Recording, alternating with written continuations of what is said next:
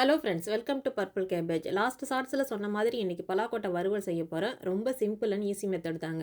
சிங்கப்பூரில் வருஷம் 365 நாளும் பலாப்பழம் கிடைக்கும். மேக்ஸிமம் சண்டே மார்க்கெட் போகும்போதெல்லாம் மறக்காமல் வாங்கிட்டு வந்துடும். ஏன்னா அந்தளவுக்கு ஃபேமிலிக்கே பிடிச்ச ஃபேமிலி ஃப்ரூட் இது. எத்தனை நாளைக்கு தான் இதை சாம்பாரில் மட்டுமே போட்டு சாப்பிட்றது, எனக்கே போர் அடிச்சிருச்சு.